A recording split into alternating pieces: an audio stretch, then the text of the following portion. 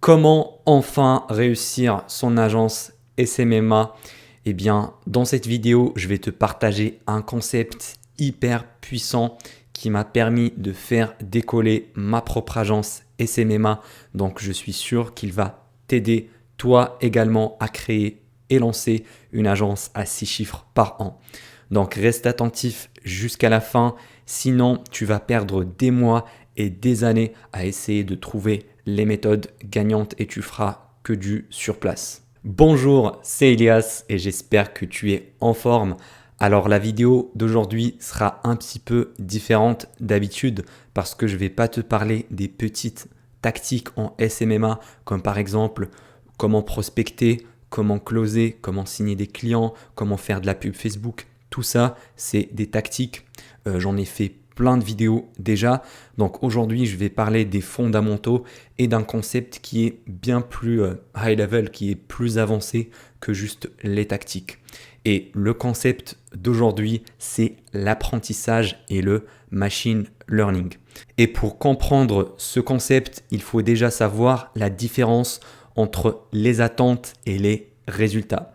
Donc, quand tu te lances dans le SMMA, quand tu veux créer une entreprise, tu vas avoir certaines attentes derrière.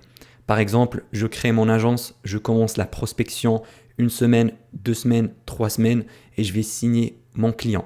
Donc, quand tu vas mettre en place des efforts, quand tu vas passer à l'action, tu vas t'attendre à avoir des résultats derrière. Donc, je prospecte 3 semaines et je signe un client.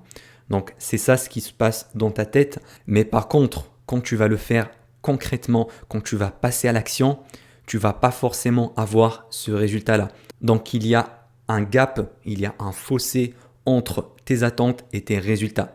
Et on peut le résumer parfaitement sur la courbe qui apparaît ici sur l'écran, qui te montre la différence entre les attentes et les résultats par rapport au temps passé. Donc, comme tu peux voir, ça commence d'abord avec une courbe exponentielle. Donc, ça, c'est pour les résultats. Alors que les attentes, elles sont linéaires. Et le gap entre les deux, c'est un petit peu la vallée de déception. C'est là où la plupart des gens vont lâcher. Donc, quand tu vas démarrer, tu vas passer à l'action, mais tu vas avoir zéro résultat. Alors que tu t'attendais à avoir quand même certains résultats. J'imagine par exemple, tu veux prospecter 1 semaine et closer un client. Tu te dis que après 3 semaines de prospection, je vais avoir 3 clients. Mais dans la réalité, c'est pas comme ça que ça marche. L'entrepreneuriat est exponentiel. Donc au début, tu fais des efforts, tu essayes de trouver des clients, mais ça ne marche pas. Même si tu signes ton premier client, peut-être tu vas pas arriver à lui apporter des résultats satisfaisants, donc il va te quitter, tu dois retrouver un autre client et c'est une phase où tu vas tellement galérer. C'est ce que j'appelle également la traversée du désert et n'importe quel entrepreneur est passé par cette phase-là. D'accord? Je sais qu'il y a plein de youtubeurs, plein de formateurs qui vont te vendre du rêve, qui vont te dire regarde, achète ma formation et tu vas atteindre les 10 000 € par mois en 30 jours. Ça, c'est du bullshit. Ça s'appelle prendre des gens pour des cons. Je ne suis pas du tout d'accord avec ce genre de marketing malhonnête et inéthique. Moi, j'essaie d'être le plus honnête possible dans mes vidéos. Je te cache vraiment rien. Cette période-là, elle peut être très très longue avant de signer ton premier client.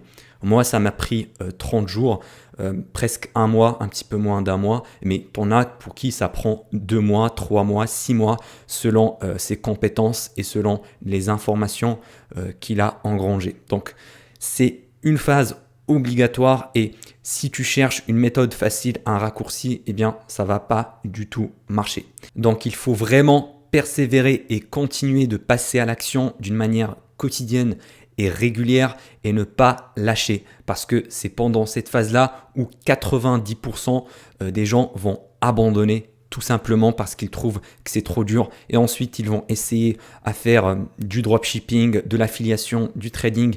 Ils sautent d'une opportunité à l'autre et ils restent toujours bloqués dans cette phase de traversée du désert. Donc, comment faire concrètement pour sortir de cette phase-là le plus rapidement possible?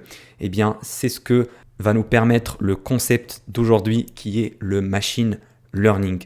C'est vraiment ça le secret pour décoller son agence comme ça en exponentiel, parce que le plus dur, le plus difficile, c'est de closer ce premier putain de client.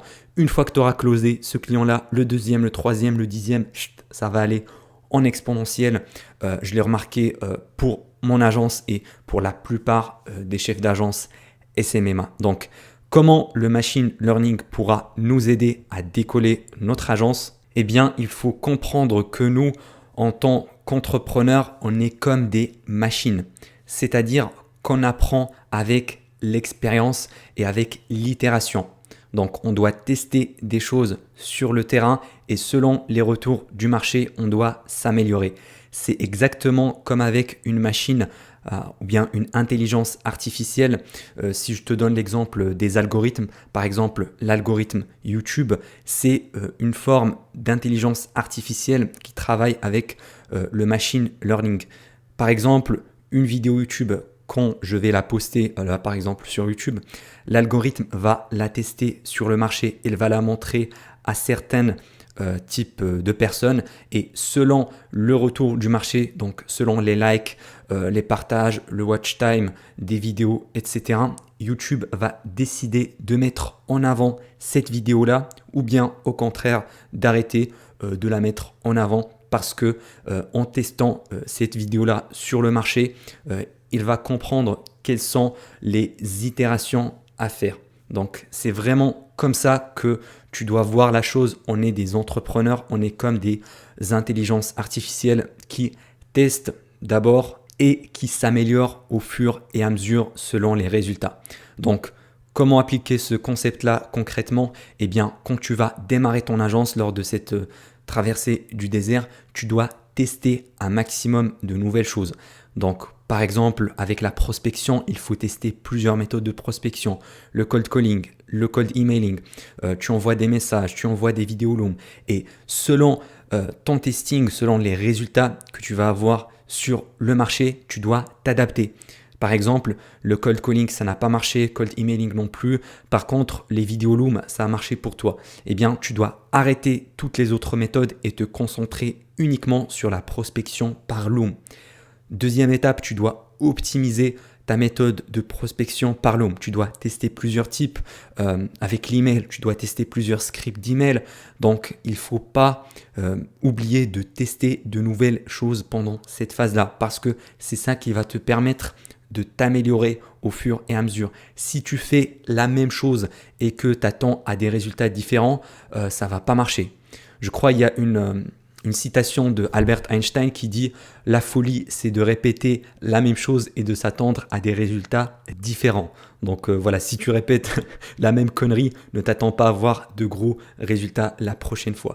Donc n'essaye pas d'être parfait dès le début, ne t'attends pas à avoir des gros résultats dès la première semaine ou même dès le premier mois de ton lancement dans le SMMA, mais il faut juste tester ton idée sur le marché. Voilà, il ne faut pas du tout être perfectionniste.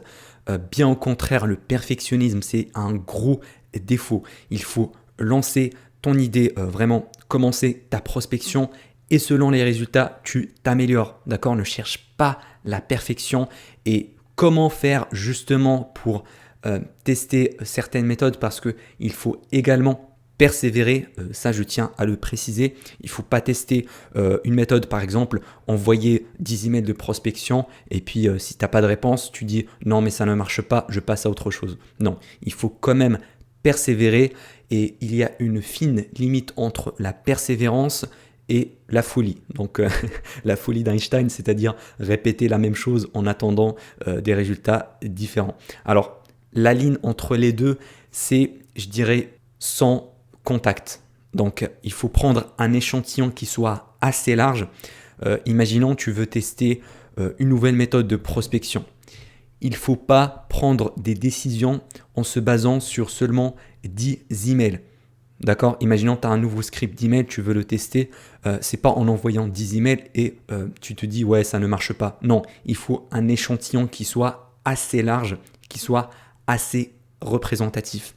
Et à mon avis, cet échantillon-là, c'est entre 60 et 100 contacts, 100 contacts grand maximum.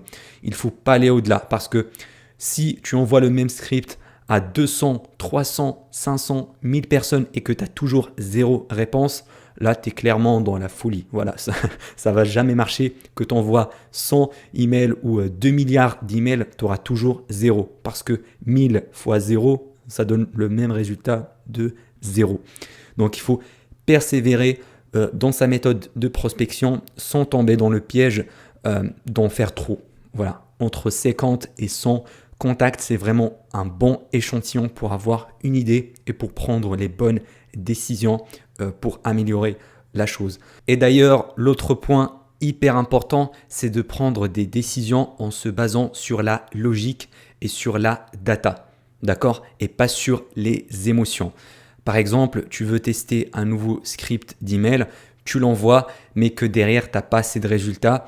Il faut changer de script au bout d'un moment, d'accord? Il ne faut pas non plus trop en faire, soi-disant parce que tu as passé énormément de temps et d'énergie à créer ce script-là. Non, il ne faut pas faire cette erreur-là. Moi, personnellement, je ne te cache pas, quand j'étais débutant, je faisais ça. Par exemple, si je lançais une pub Facebook et qu'elle ne marchait pas, mais quand j'ai vraiment fait énormément d'efforts dessus, voilà, j'ai fait un joli montage avec un bon copywriting, etc. Et quand je la lance sur le marché et que c'est pas assez rentable, j'avais du mal à me détacher émotionnellement et dire voilà, cette pub-là, c'est de la merde parce que le seul avis qui compte, c'est celui du marché. Si le marché ne réagit pas positivement à ma publicité ou à ma méthode de prospection ou quoi que ce soit, ça veut dire que le marché a raison.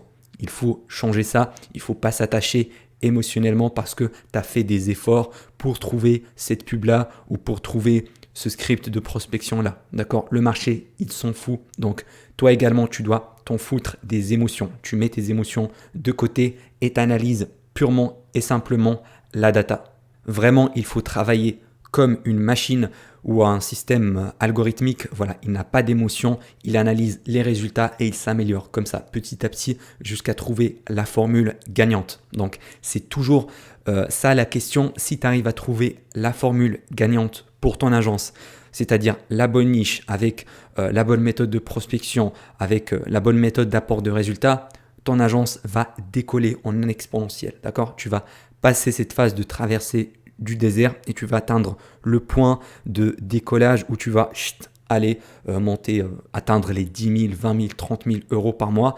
Ça va être facile de décoller parce que tu as trouvé justement la formule gagnante qui fonctionne pour toi.